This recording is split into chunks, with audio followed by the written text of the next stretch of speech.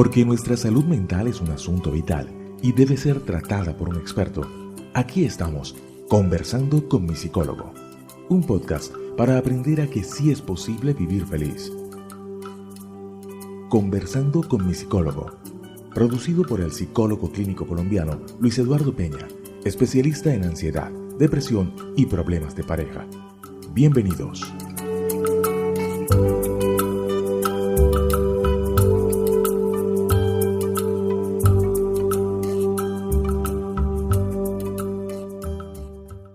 Hola a todos, bienvenidos a este nuevo episodio de la serie de podcast Conversando con mi psicólogo. Creo que muchos hoy nos sentiremos identificados con el tema que conversaremos. Me refiero a que probablemente hemos sentido alguna vez un poco de vergüenza o de timidez al tener que enfrentarnos a una determinada situación en un momento de nuestra vida. Pero ¿qué pasa cuando esta timidez se convierte en un miedo recurrente que nos frena y no nos deja hacer muchas veces ni las cosas más simples de nuestro día a día? Los psicólogos denominan a esta condición de salud mental trastorno de ansiedad social. Estamos de nuevo conversando con el psicólogo clínico colombiano Luis Eduardo Peña, experto en temas de ansiedad, quien nos explicará las causas de esta condición, sus consecuencias y la mejor forma de abordarla. Doctor Luis Eduardo Peña, muy buenas tardes, muchas gracias por estar de nuevo conversando con nosotros. Hola Jenny, qué gusto para mí estar de nuevo haciendo este podcast conversando con mi psicólogo, que tan buena recepción ha tenido en la gente de habla hispana. Y aprovecho esta oportunidad para agradecerle a todas las personas que han descargado nuestros anteriores episodios y que nos han estimulado para continuar realizando estos programas. Así es, doctor Luis Eduardo Peña. Hoy, como mencionaba al inicio, queremos hablar de un tema importante para la vida de todos y es la timidez. Explíquenos usted como psicoterapeuta, doctor Peña, ¿qué es la timidez? Bueno, todos en algún momento de nuestras vidas hemos sido tímidos. La timidez es esa pena ocasional que sentimos cuando estamos en una situación social, por ejemplo, ante una persona atractiva del sexo opuesto, ante una figura de autoridad o cuando conocemos a una nueva persona o bien cuando nos invitan a una fiesta donde hay muchas personas desconocidas. Y esta timidez tiene un valor adaptativo importante en la medida en que nos hace ser prudentes, cautos y actuar de una manera apropiada en estas situaciones que son desconocidas para nosotros. Sin embargo, la timidez se convierte en algo muy problemático cuando se experimenta de manera muy frecuente ante múltiples situaciones que no son realmente peligrosas y comienza a interferir con algún aspecto de nuestra vida, ya sea social, laboral, familiar, etc. Y es en estos casos en que la timidez se convierte en algo patológico que ya pasa a convertirse en un trastorno psicológico que se denomina trastorno de ansiedad social o fobia social. Precisamente, doctor Peña, a este tema nos referíamos al inicio de nuestro podcast. Explíquenos qué es la ansiedad social. La ansiedad social es un trastorno que se caracteriza porque la persona que lo padece siente un temor intenso a participar en situaciones sociales o de desempeño, porque la persona teme ser evaluada negativamente por los demás, teme hacer el ridículo o desempeñarse inapropiadamente. Y esto obviamente comienza a interferir significativamente con la vida de la persona porque ya sea que siente una ansiedad excesiva cuando está en estas situaciones o bien las evita. Para ilustrar este tema, pongamos un ejemplo. Este es el de un paciente que yo tenía que a la edad de 42 años nunca había contraído matrimonio, pues él temía interactuar con personas del sexo opuesto, mujeres a quien él consideraba no solamente atractivas, sino que fueran de su mismo estrato socioeconómico. Como consecuencia de este temor, él había evitado sostener relaciones de pareja con este tipo de personas. Él podía sostener encuentros casuales de naturaleza sexual con mujeres que no tuvieran estas mismas características con respecto a su estatus socioeconómico. Esta persona se sentía sola y deprimida justamente por el temor que estas situaciones le generaban. Veamos otro ejemplo. La persona que a pesar de ser muy inteligente, a pesar de querer estudiar una carrera que requiere interactuar con muchas personas, decide elegir una profesión menos atractiva justamente por no tener el contacto con la gente. Este es el caso de un paciente que yo tenía, que él quería estudiar comunicación social y periodismo. Era una persona muy inteligente y tenía excelentes habilidades de comunicación escrita y oral. Sin embargo, esta persona decide estudiar ingeniería de sistemas, pues de esa manera él evitaba tener contacto con la gente.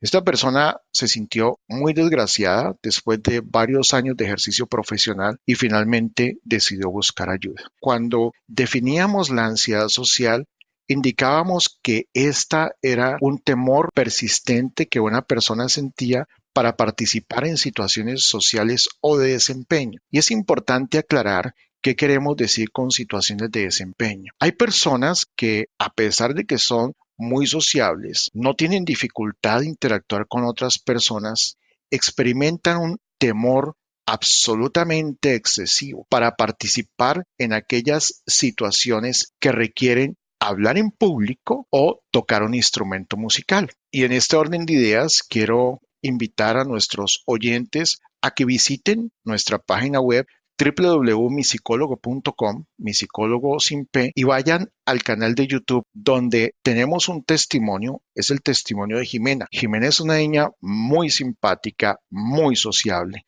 pero Jimena tenía una gran dificultad y era el temor a hablar en público. Entonces, esto ilustra claramente qué queremos decir con una situación de desempeño. Alguna vez tuve una concertista que era excelente pianista y esta niña le daba muchísima ansiedad cuando tenía audiencias muy grandes y de gente muy importante cuando ella iba a dar uno de sus conciertos. Con estos ejemplos, entonces, podemos ilustrar claramente qué es la ansiedad social. Espero haya quedado claro. Sin duda, doctor Peña, nos está mostrando que es una condición bastante compleja y que puede afectar bastante también la vida de las personas. Pero cuéntenos un poco más de esas situaciones de desempeño, esas situaciones tan temidas que pueden desencadenar esta fobia social en una persona. Según su experiencia, ¿cuáles son estos casos? Uno de los más comunes son aquellas personas que tienen que interactuar con personas del sexo opuesto. Otra situación son aquellos individuos que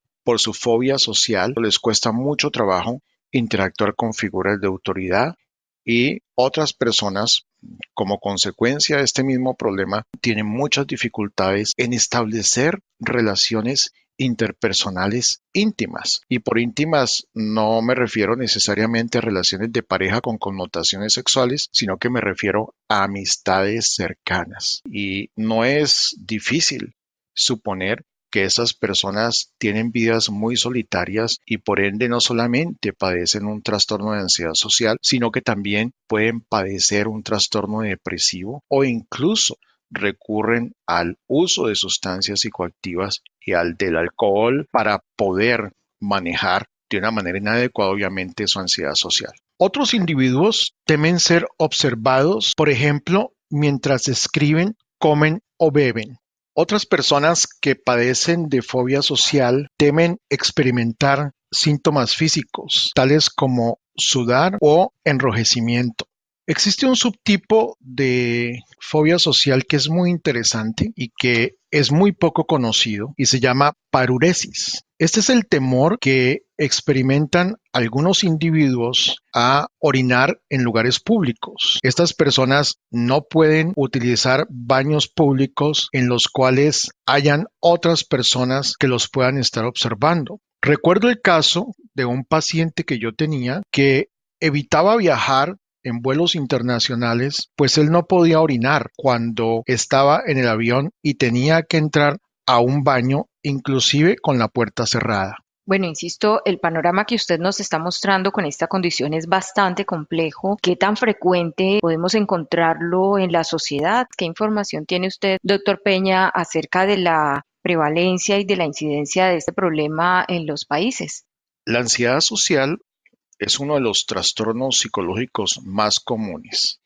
En el último estudio epidemiológico que se hizo en los Estados Unidos, en el 2009, que se denomina el Estudio Nacional de Comorbilidad, se encontró que un 18% de la población norteamericana adulta ha padecido un trastorno de ansiedad social a lo largo de su vida. Esta es una cifra extremadamente alta. En otros países, la prevalencia de la ansiedad social es menor. Por ejemplo, en Australia es de un 8%, en los países europeos es de un 5 o un 12%, y en nuestro medio, de acuerdo con el Estudio Nacional de Salud Mental que se hizo en 2004, la prevalencia de la ansiedad social es de un 2.7%.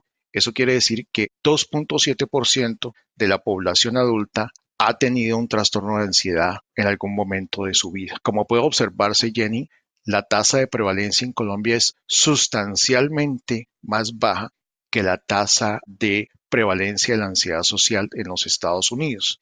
Esto puede deberse a varias razones. Una puede ser el método que se utilizó para realizar el estudio, pero otro puede ser que en nuestra sociedad hay mayor soporte social, hay mayor interacción social, hablamos más los unos con los otros. La sociedad norteamericana es una sociedad profundamente sola y aislada. Doctor Peña, ¿cuáles son estos síntomas de la ansiedad social? ¿Cómo puede una persona identificar que está sufriendo de este trastorno o que es simplemente la típica timidez que podemos sentir frente a ciertas situaciones?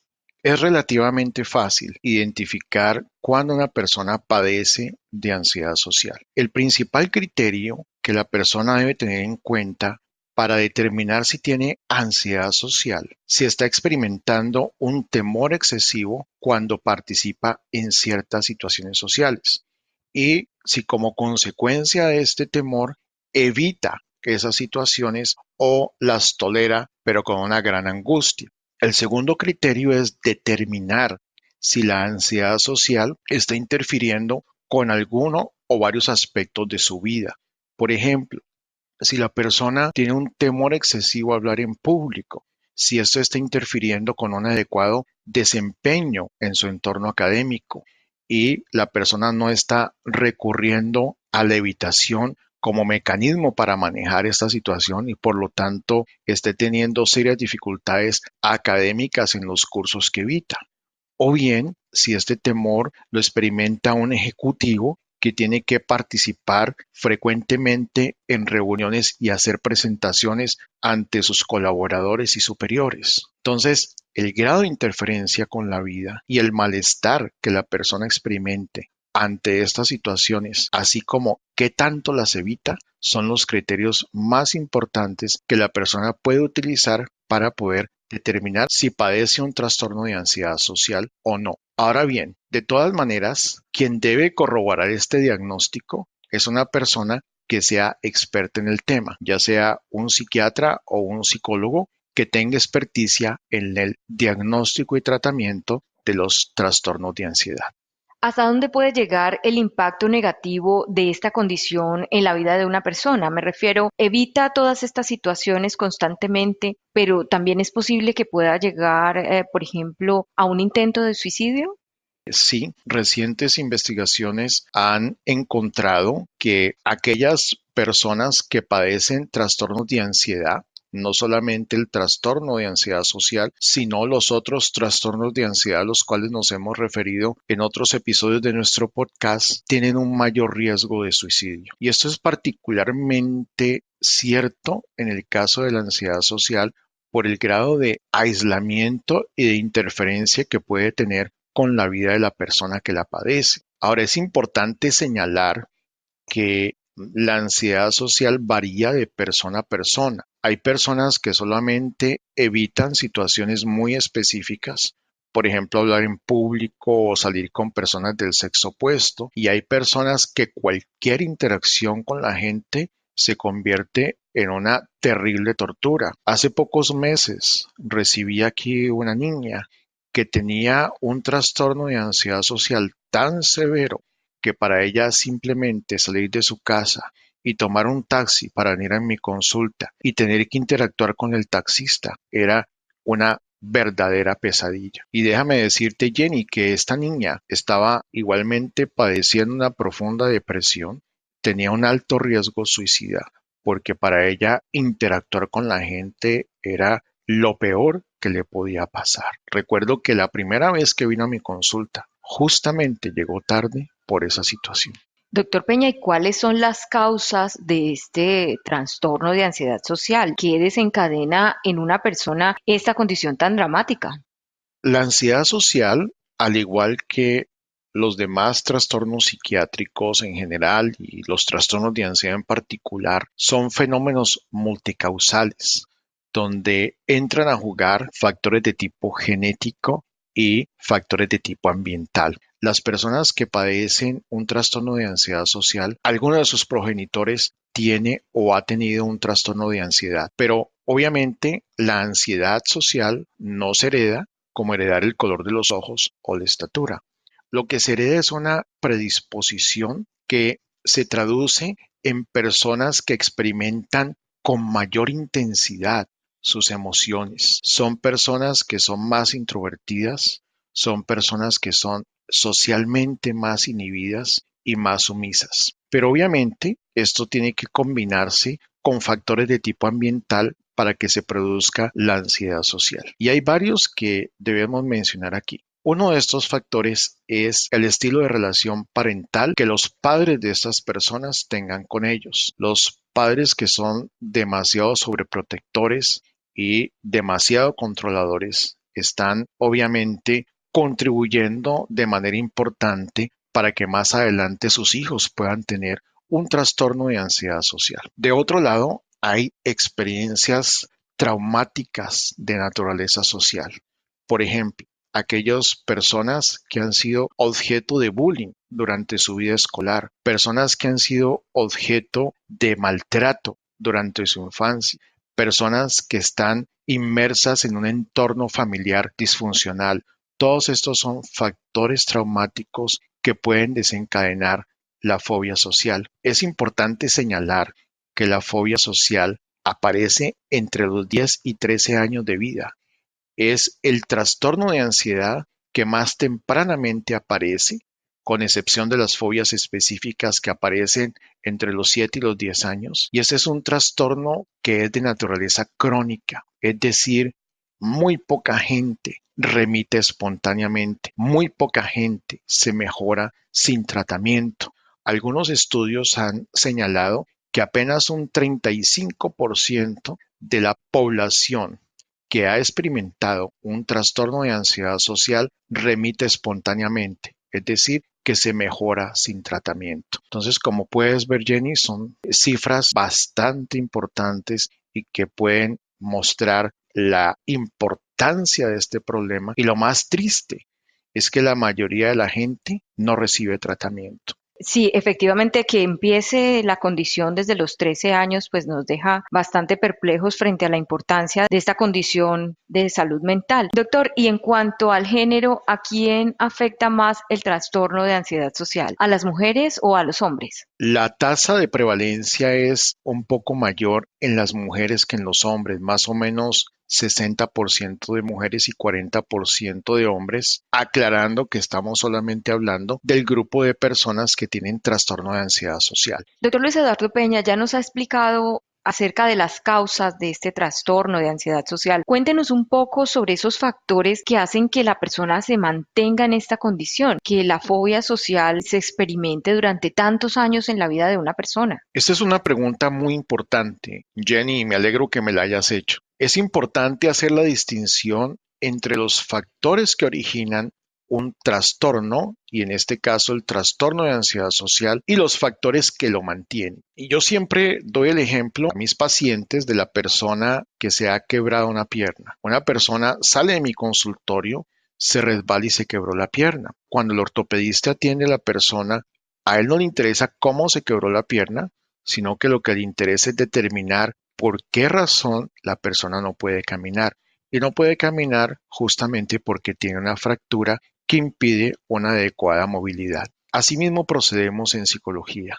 A nosotros no nos interesa la persona cómo adquirió su fobia social. Obviamente lo preguntamos, pero no es el objeto del tratamiento. Nos interesa cuáles son los factores que mantienen esa ansiedad a pesar de que se haya originado tanto tiempo atrás. Y en este orden de ideas debemos citar dos factores fundamentales. El primero de ellos es la evitación. La persona que tiene ansiedad social evita todas aquellas situaciones sociales en donde cree que ella va a ser evaluada negativamente. Por ejemplo, mi paciente que no se había podido casar, él evitaba programar salidas y encuentros con mujeres que fueran de su estatus social. O en el caso de Jimena, la paciente cuyo testimonio los invité a ver anteriormente. Esta paciente, cuando tenía que hacer una presentación en clase, no iba a la clase y por lo tanto tuvo que desertar de 4 carreras antes de recibir tratamiento conmigo. O en el caso de otro paciente, Andrés, cuyo testimonio es absolutamente elocuente y que los invito también a ver en mi canal de YouTube. Andrés era una persona que evitaba muchas interacciones sociales. Por ejemplo, él tenía que pedirle a su mamá que le solicitara un domicilio de comida porque a él le daba pena llamar. Andrés no podía manejar carro, pero no porque tuviera una fobia a conducir, sino que a Andrés le daba temor que si tenía cualquier problema en la carretera, tuviera que interactuar con la gente y él no sabía cómo iba a poder hacerlo. La evitación es el primer grupo de factores responsable por el mantenimiento de la fobia social. El segundo factor se llama el factor cognitivo, es decir, son los pensamientos e imágenes que la persona tiene antes o durante la interacción social. Yo tengo una paciente que padece ansiedad social y a ella le da temor hacer preguntas en clase. Esta paciente no solamente se sienta en la última fila para que el profesor no la vea y no solamente ella no hacer preguntas, sino que él no le pregunte a ella, sino que ella se imagina que si hace una pregunta se va a bloquear, se va a poner roja, todo el mundo se va a dar cuenta de su ansiedad y van a sentir pesar por ella. Y obviamente su desempeño va a ser inapropiado y va a obtener una mala nota. Entonces, estas imágenes y pensamientos la llevan a ella a evitar estas situaciones. Y el evitar es muy grave porque la persona no tiene oportunidad de darse cuenta que lo que realmente teme muy rara vez ocurre. Y si llegara a ocurrir, tampoco es el final del mundo. Bueno, doctor Peña, llegamos a un tema que seguramente muchos de nuestros oyentes están esperando, el tratamiento. ¿Cuál es ese manejo que desde la psicología se le puede dar a esta condición que usted nos ha explicado muy bien hoy de la ansiedad social?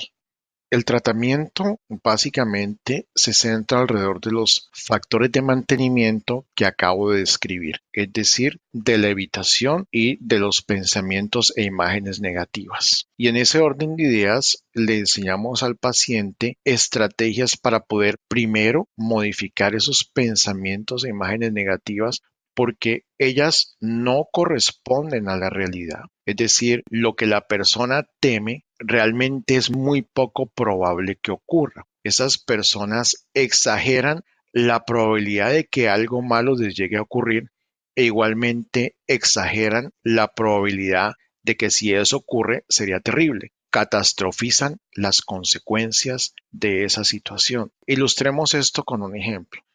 Mi paciente que teme hacer una pregunta en clase, ella obviamente su temor es que se bloquee.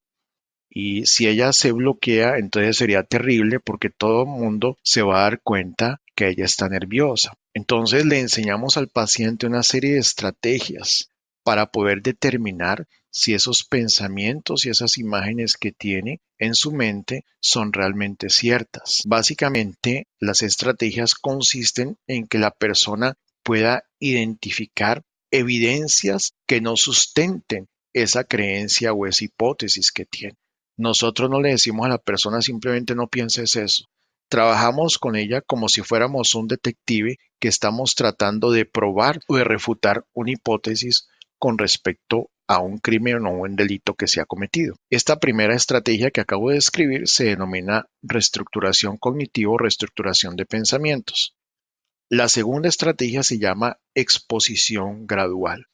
Básicamente, esta estrategia consiste en que identificamos las situaciones que la persona más evita y que más interfieren en su vida en ese momento y hacemos que la persona se exponga a esas situaciones, que enfrente esas situaciones para que se dé cuenta que lo que la persona teme en realidad no ocurre. Esos son, Jenny, los dos aspectos fundamentales del tratamiento: reestructuración de pensamientos y exposición en vivo a las situaciones temidas de manera gradual. Este tratamiento es altamente efectivo, más o menos con una efectividad entre un 60 y un 70%.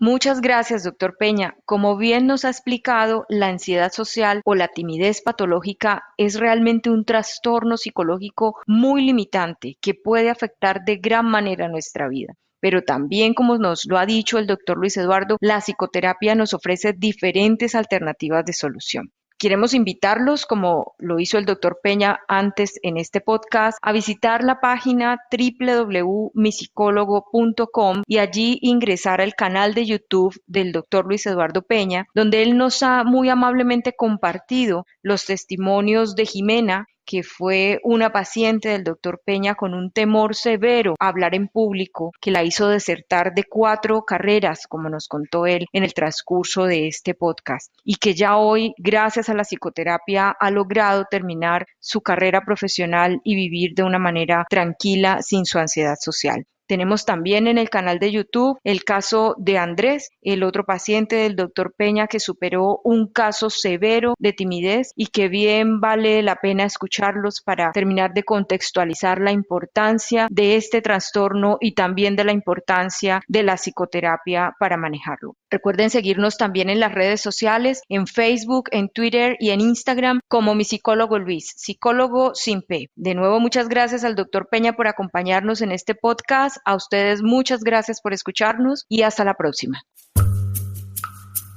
Gracias por estar una vez más conversando con mi psicólogo, porque su salud mental es un asunto vital. Los esperamos en una próxima emisión de nuestro podcast.